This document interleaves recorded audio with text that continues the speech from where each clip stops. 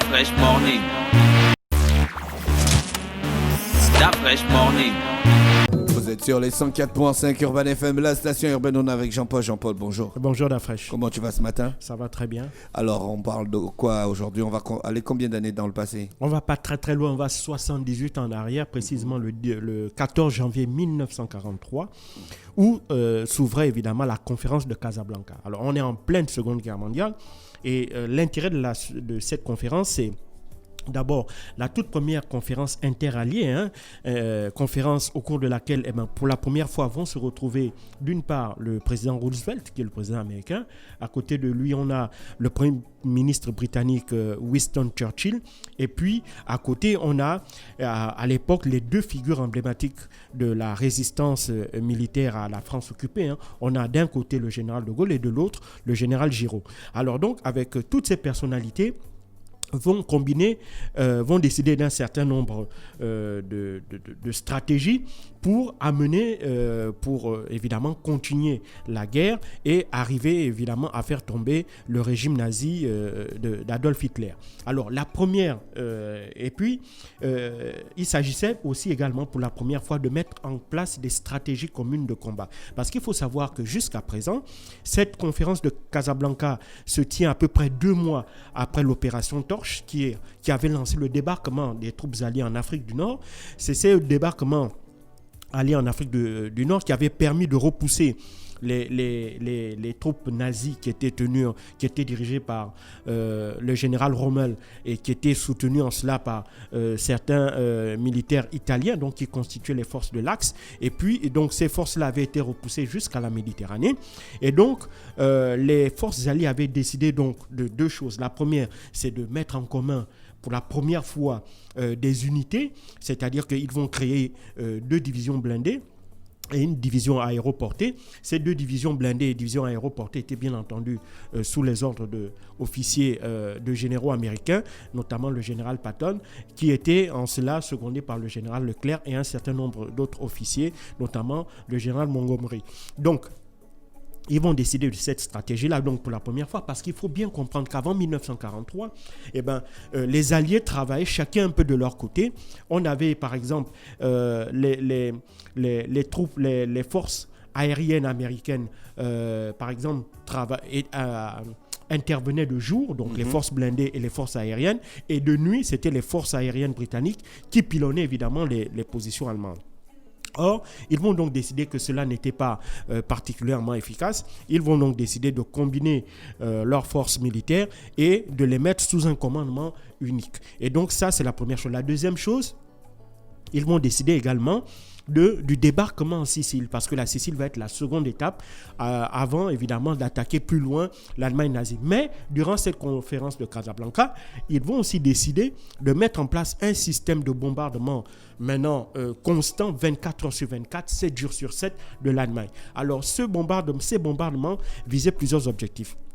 Le premier, c'était d'abord de mettre hors d'état de nuire tous les sites de production de l'armée allemande. La deuxième chose, c'était de couper toutes les voies de communication, que ce soit les transports et autres. Et troisièmement, c'était de pilonner un certain nombre de lieux stratégiques, de lieux clés qui étaient déterminés au préalable par le commandement central allié. Ces sites-là, c'était quoi? C'était les dépôts de carburant, c'était les usines, c'était les centrales électriques, c'était les routes, les ponts, etc. Donc, tous ces bombardements-là visaient à paralyser aussi bien la machine militaire qu'industrielle allemande. Et enfin,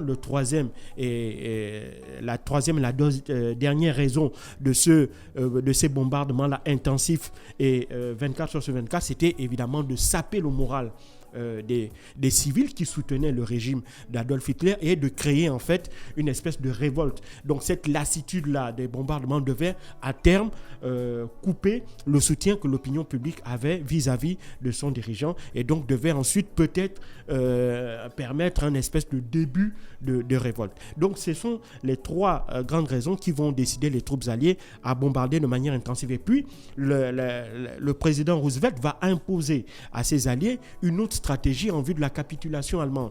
Il faut savoir qu'en 14-18, La capitulation, elle avait été faite par voie diplomatique, c'est-à-dire que ce sont les troupes allemandes qui avaient décidé, qui avaient appelé, notamment les officiers supérieurs, qui avaient appelé les autorités des forces alliées, et puis on avait négocié au niveau diplomatique la reddition allemande, etc.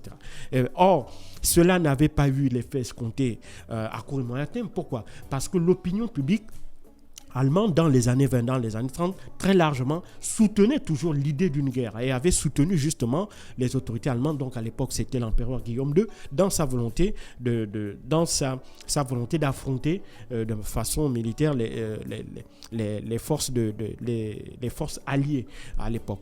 Or, pour le président Roosevelt, il ne s'agit plus de reproduire ce même effet, il s'agit plutôt de saper le moral de l'opinion publique et surtout de créer un espèce de rejet de la part de l'opinion publique vis-à-vis du régime allemand. Et donc pour cela, évidemment, il va décider que la capitulation ne se ferait plus par voie diplomatique, comme c'était le cas lors de la guerre 14-18, mais cette capitulation se faisait de manière manu militari, c'est-à-dire qu'on devait obtenir une reddition complète, immédiate et immédiate des Allemands. Et donc, tant qu'il n'y aurait pas cette reddition complète et immédiate, les bombardements ne devraient pas cesser.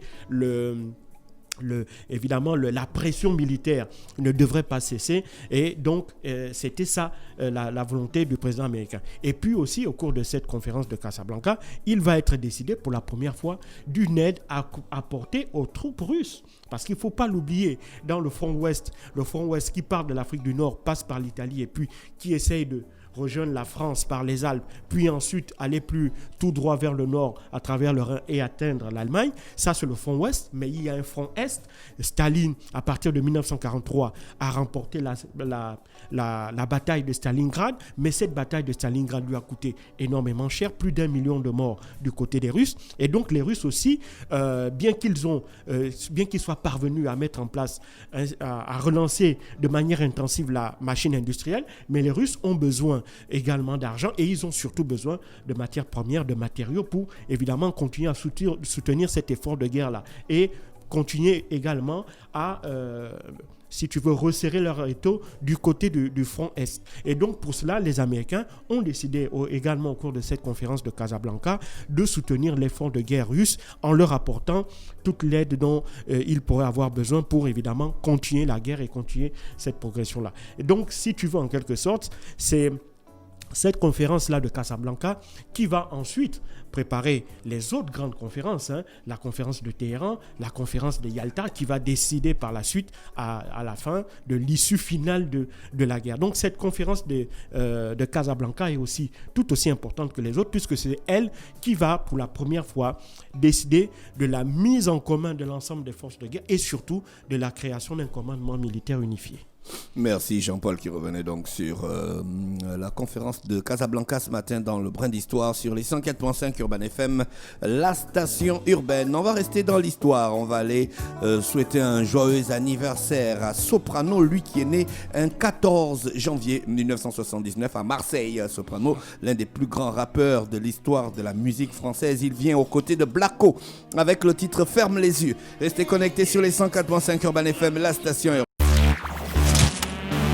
Stop Fresh Morning.